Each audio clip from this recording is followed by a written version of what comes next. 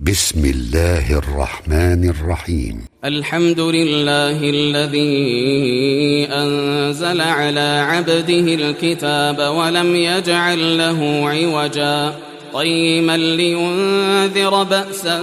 شديدا من لدنه ويبشر المؤمنين الذين يعملون الصالحات أن لهم أجرا حسنا ماكثين فيه أبدا وينذر الذين قالوا اتخذ الله ولدا ما لهم به من علم ولا لآبائهم كبرت كلمة تخرج من أفواههم إن يقولون إلا كذبا فلعلك باخع نفسك على آثارهم إن لم يؤمنوا بهذا الحديث أسفا إنا جعلنا ما على الأرض زينة لها لنبلوهم أيهم أحسن عملا وإنا لجاعلون ما عليها صعيدا جرزا أم حسبت أن أصحاب الكهف والرقيم كانوا من آياتنا عجبا إذ أوى الفتية إلى الكهف فقالوا ربنا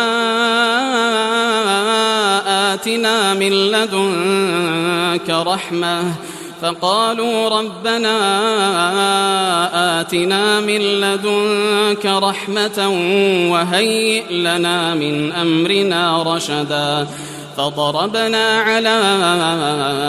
آذانهم في الكهف سنين عددا ثم بعثناهم لنعلم أي الحزبين أحصى لما لبثوا أمدا نحن نقص عليك نبأهم بالحق إنهم فتية آمنوا بربهم وزدناهم هدى وربطنا على قلوبهم إذ قاموا فقالوا ربنا رب السماوات والأرض لن ندعو من دونه إلها لقد قلنا إذا شططا هؤلاء قومنا اتخذوا من دونه آلهة لولا يأتون عليهم بسلطان بين فمن أظلم ممن افترى على الله كذبا وإذ اعتزلتموهم وما يعبدون إلا الله فأووا إلى الكهف ينشر لكم ربكم من رحمته ويهيئ لكم من أمركم مرفقا وترى الشمس إذا طلعت تزاور عن كهفهم ذات اليمين وإذا غربت تقرضهم ذات الشمال وهم في فجوة منه ذلك من آيات الله من يهد الله فهو المهتد ومن يضلل فلن تجد له وليا مرشدا وتحسبهم أيقاظا وهم رقود ونقلبهم ذات اليمين وذات الشمال وكلبهم باسط ذراعيه بالوصيد لو اطلعت عليهم لوليت منهم فرارا ولملئت منهم رعبا وكذلك بعثناهم ليتساءلوا بينهم قال قائل منهم كم لبثتم قالوا لبثنا يوما أو بعض يوم قالوا ربكم أعلم بما لبثتم فابعثوا أحدكم بورقكم هذه إلى المدينة فلينظر أيها أزكى طعاما فليأتكم برزق منه وليتلطف ولا يشعرن بكم أحدا إنهم إن يظهروا عليكم يرجموكم أو يعيدوكم في ملتهم ولن تفلحوا إذن أبدا وكذلك أعثرنا عليهم ليعلموا أن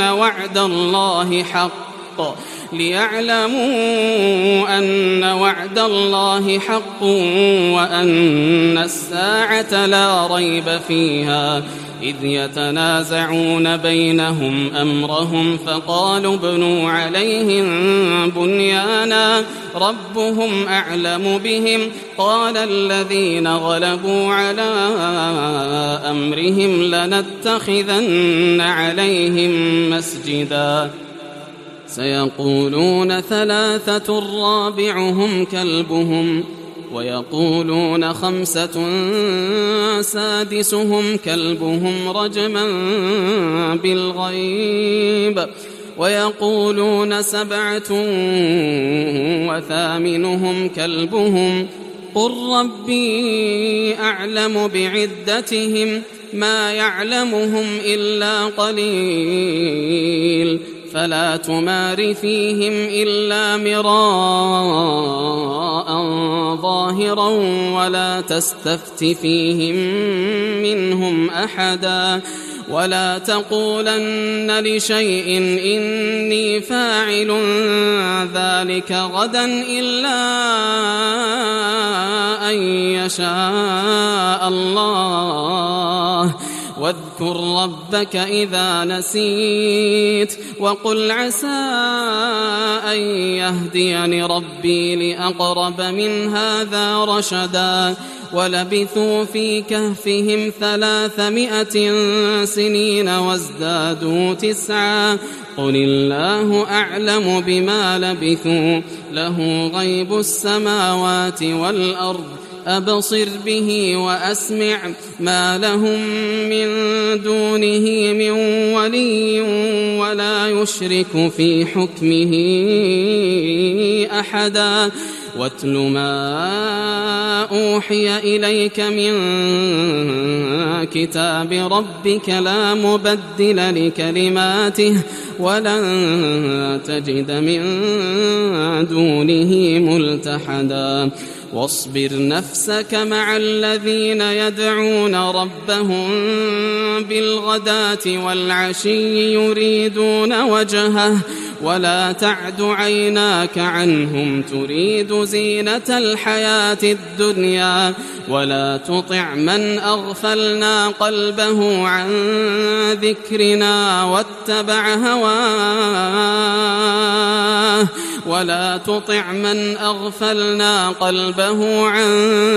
ذكرنا واتبع هواه وكان أمره فرطا وقل الحق من ربكم فمن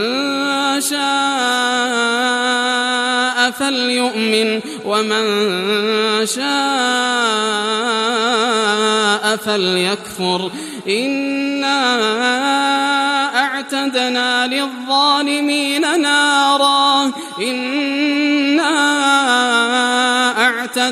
للظالمين نارا أحاط بهم سرادقها وإن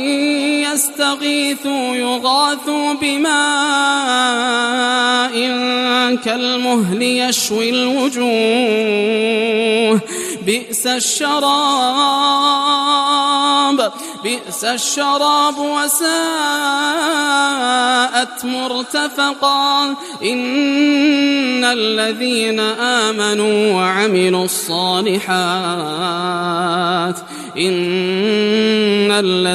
آمنوا وعملوا الصالحات إنا لا نضيع أجر من أحسن عملا أولئك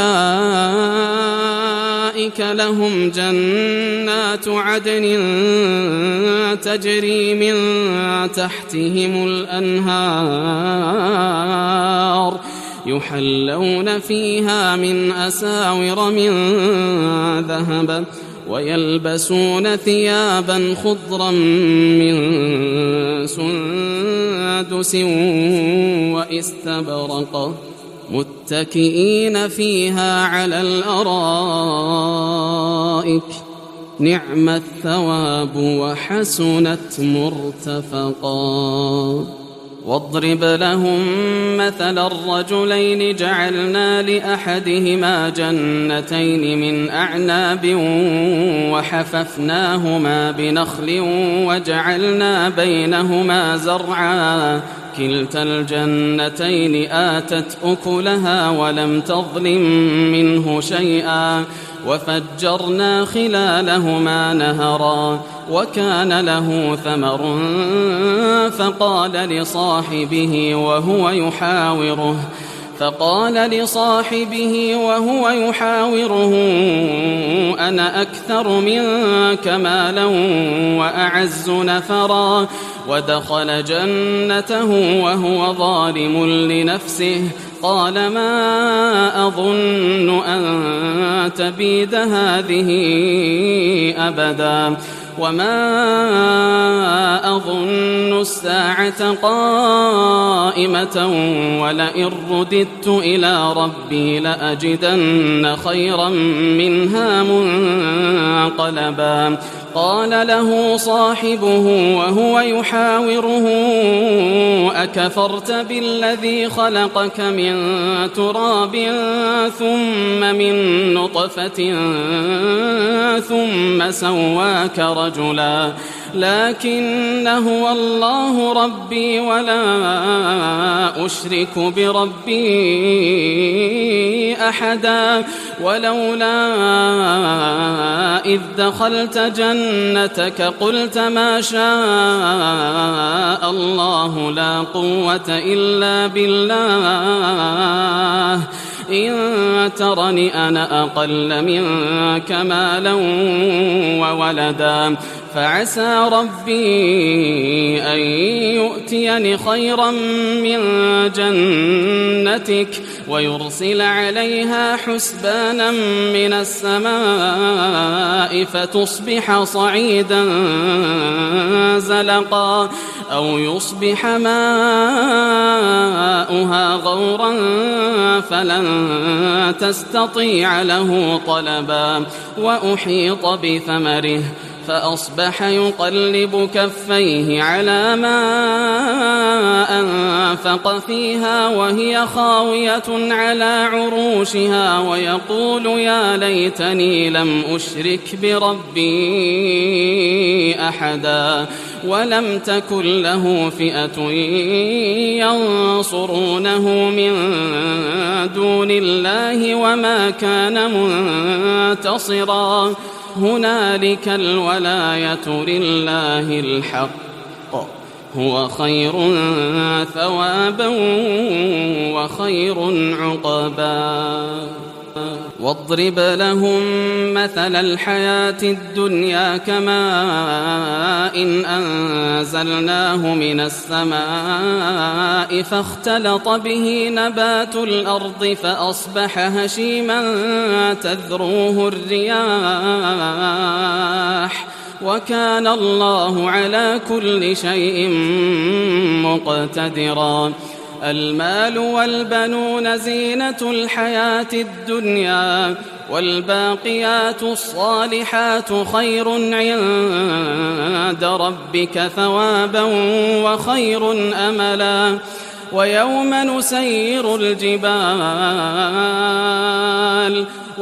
نسير الجبال وترى الأرض بارزة وحشرناهم فلم نغادر منهم أحدا وعرضوا على ربك صفا لقد جئتمونا كما خلقناكم أول مرة بل زعمتم أن لن نجعل لكم موعدا.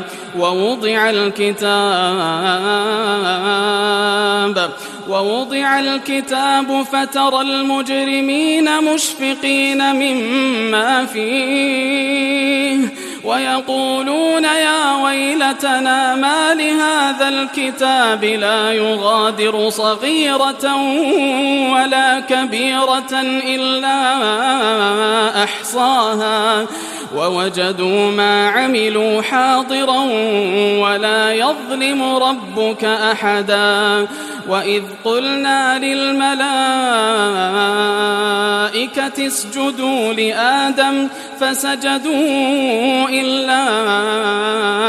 إبليس كان من الجن ففسق عن أمر ربه أفتتخذونه وذريته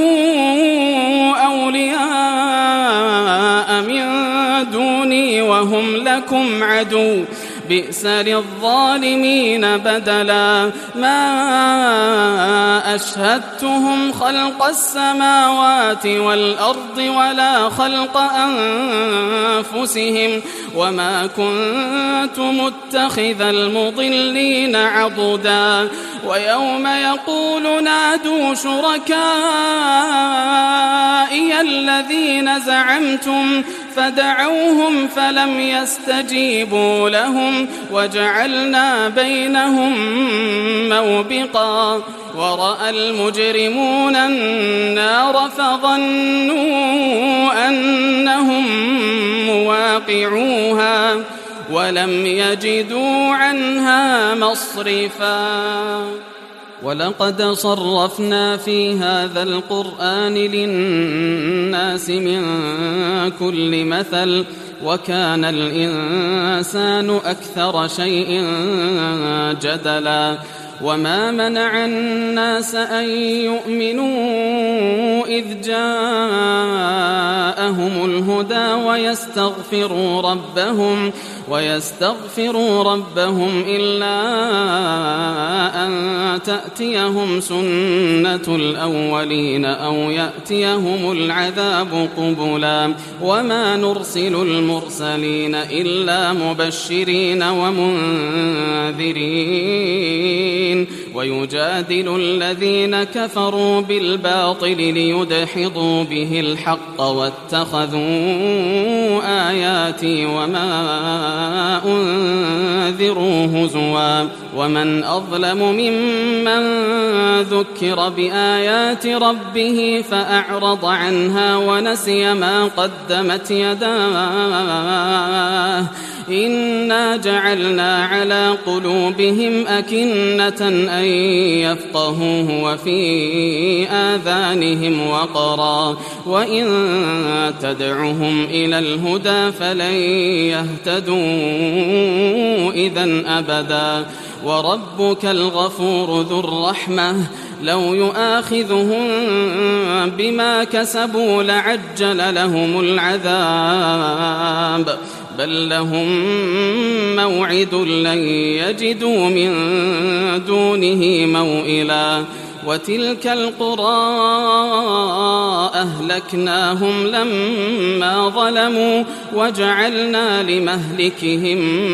موعدا. وإذ قال موسى لفتاه لا أبرح حتى أبلغ مجمع البحرين أو أمضي حقبا فلما بلغا مجمع بينهما نسيا حوتهما فاتخذ سبيله في البحر سربا فلما جاوزا قال لفتاه آتنا غداءنا لقد لقينا من سفرنا هذا نصبا قال أرأيت إذ أوينا إلى الصخرة فإني نسيت الحوت وما أنسانيه إلا الشيطان أن أذكره واتخذ سبيله في البحر عجبا قال ذلك ما كنا نبغ فارتدا على آثارهما قصصا فوجدا عبدا من عبادنا آتيناه رحمة من عندنا وعلمناه من لدنا علما قال له موسى هل أتبعك على أن تعلمني مما علمت رشدا قال إنك لن تستطيع معي صبرا وكيف تصبر على ما لم تحط به خبرا قال ستجدني إن شاء الله صابرا ولا أعصي لك أمرا قال فإن اتبعتني فلا تسألني عن شيء حتى أحدث لك منه ذكرا فانطلقا حتى إذا ركبا في السفينة خرقها قال أخرقتها لتغرق أهلها لقد جئت شيئا إمرا قال ألم أقل إنك لن تستطيع معي صبرا قال لا تؤاخذني بما نسيت ولا ترهقني من أمري عسرا فانطلقا حتى إذا لقيا غلاما فقتله قال أقتلت نفسا زكية بغير نفس لقد جئت شيئا نكرا قال ألم أقل لك إنك لن تستطيع معي صبرا قال إن سألتك عن شيء بعدها فلا تصاحبني قد بلغت من لدني عذرا فانطلقا حتى إذا أتيا أهل قرية استطعما أهلها فأبوا أن يضيفوهما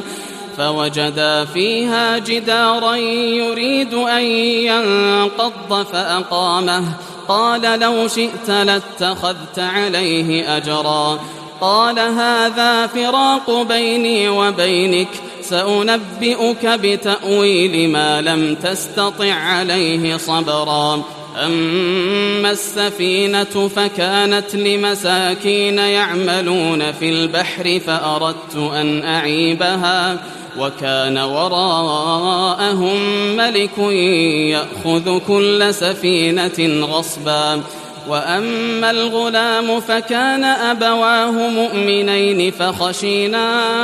أن يرهقهما طغيانا وكفرا فأردنا أن يبدلهما ربهما خيرا منه زكاة وأقرب رحما وأما الجدار فكان لغلامين يتيمين في المدينة وكان تحته كنز لهما وكان أبوهما صالحا فأراد ربك أن يبلغا أشدهما ويستخرجا كنزهما رحمة من ربك وما فعلته عن أمري ذلك تأويل ما لم تسطع عليه صبرا ويسألونك عن ذي القرنين قل سأتلو عليكم منه ذكرا إنا مكنا له في الأرض وآتيناه من كل شيء سببا فأتبع سببا حتى إذا بلغ مغرب الشمس وجدها تغرب في عين حمئة ووجد عندها قوما قلنا يا ذا القرنين إما أن تعذب وإما أن تتخذ فيهم حسنا قال أما من ظلم فسوف نعذبه ثم يرد إلى ربه فيعذبه عذابا نكرا وأما من آمن وعمل صالحا فله جزاء الحسنى وسنقول له من أمرنا يسرا ثم أتبع سببا حتى إذا بلغ مطلع الشمس وجدها تطلع على قوم لم نجعل لهم من دونها سترا كذلك وقد أحطنا بما لديه خبرا ثم أتبع سببا حتى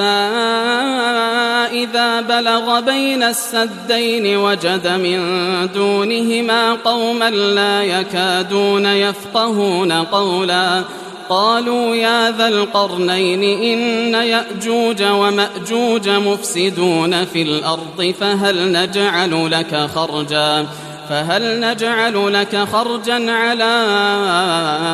أن تجعل بيننا وبينهم سدا قال ما مكني فيه ربي خير فأعينوني بقوة أجعل بينكم وبينهم ردما آتوني زبر الحديد حتى إذا ساوى بين الصدفين قال انفخوا حتى إذا جعله نارا قال آتوني أفرغ عليه قطرا فما استطاعوا أن يظهروه وما استطاعوا له نقبا قال هذا رحمة من ربي فإذا جاء وعد ربي جعله دكا وكان وعد ربي حقا وتركنا بعضهم يومئذ يموج في بعض ونفخ في الصور فجمعناهم جمعا وعرضنا جهنم يومئذ للكافرين عرضا الذين كانت أعينهم في غطاء عن ذكري وكانوا لا يستطيعون سمعا أفحسب الذين كفروا أن يتخذوا عبادي من دوني أولياء إنا أعتدنا جهنم للكافرين نزلا قل هل ننبئكم بالأخسرين أعمالا الذين ضل سعيهم في الحياة الدنيا وهم يحسبون أنهم يحسنون صنعا أولئك الذين كفروا بآيات ربهم ولقائه فحبطت أعمالهم فلا نقيم لهم يوم القيامة وزنا ذلك جزاؤهم جهنم بما كفروا واتخذوا آياتي ورسلي هزوا إن الذين آمنوا وعملوا الصالحات كانت لهم جنات الفردوس نزلا خالدين فيها لا يبغون عنها حولا قل لو كان البحر مدادا لكلمات ربي لنفد البحر قبل أن تنفد كلمات ربي ولو جئنا بمثله مددا قل إنما أنا بشر مثلكم يوحى إلي أنما إلهكم إله واحد فمن كان يرجو لقاء ربه فليعمل عملا صالحا ولا يشرك بعبادة ربه أحدا.